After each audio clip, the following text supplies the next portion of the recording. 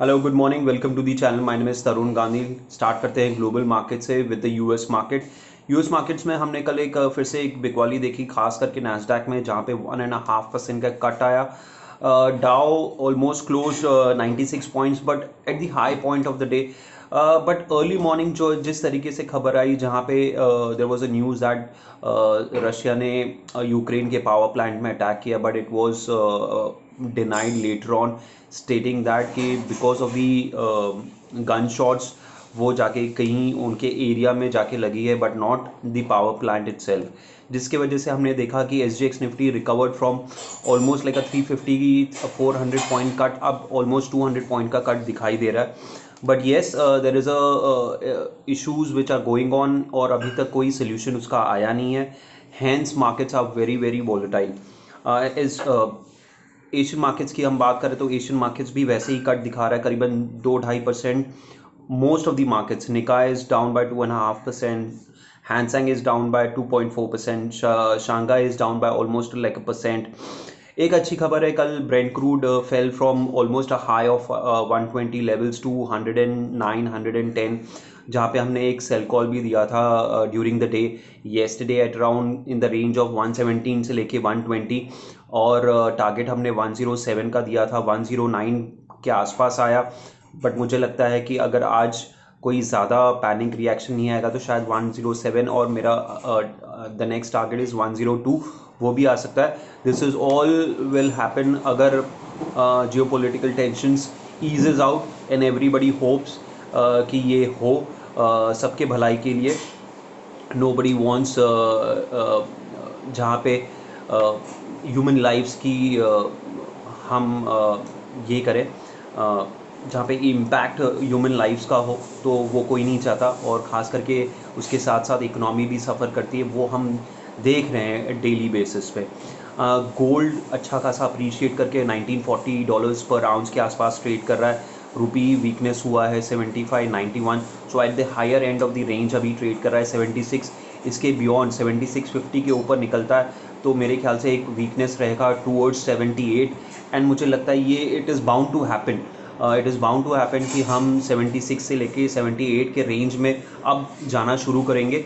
सो ये weakness is there on the charts. तो अगर कोई इम्पोर्टर एक्सपोर्टर उस सेगमेंट में है तो ये आपको ध्यान लेके चलना होगा कि rupee over the period of next few weeks और months will trade in the range of 76 से लेके 78। FIs continues to be a seller, so 6645 crore की बिकवाली की है उन्होंने। सामने DI ने खरीदारी की है करीबन 4800 करोड़ की। 10 ईयर GSEC फिर से ऊपर आया है 6.829।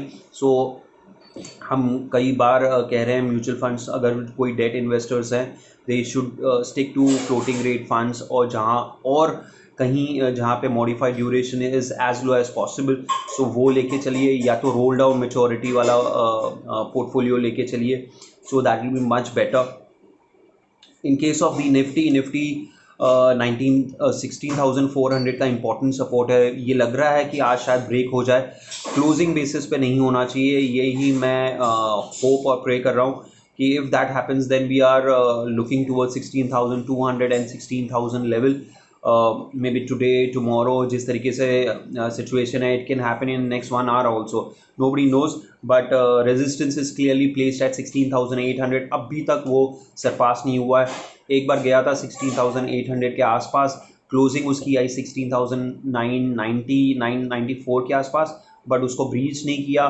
कन्विंसिंग ब्रीच तो ऐसा नहीं होता 5-10 पॉइंट इधर उधर का। Convincing breach is when you trade strongly above or below those critical important points. So 16,800 is a most critical resistance zone. Support is 16,400, जहाँ पे फिर कल क्वाड की भी मीटिंग हुई, जहाँ पे there are 4 nations in quad, which is India, US, Australia, Japan. They spoke about the current situation, but the primary objective of these quad 4 nations is basically to tackle the China force. But इसके साथ साथ India का stand तो अभी तक neutral रहा है, whereas the other countries have put sanctions across US economy. तो ऑब्वियसली इस पे डिस्कशन था जहाँ पे पीएम रीइटरेट की एक डिप्लोमेसी, एक डायलॉग होना चाहिए to resolve this particular issue. देखिए, कमिंग टू दी स्टॉक्स, मुझे लगता है कि आज it's like a do and die situation today. अगर हम 16,400 ब्रीच करते हैं on a closing basis, and then 16,200 भी ब्रीच कर लेते हैं, which was a kind of a weekly week low last week, अगर वो भी हम रीच कर लेते हैं तो देखिए, you need to be prepared for below 16,000 levels. And मेरा जो टारगेट है 15,500 लेवल्स, वो मेरे ख्याल से नेक्स्ट एक हफ्ते में आ सकता है।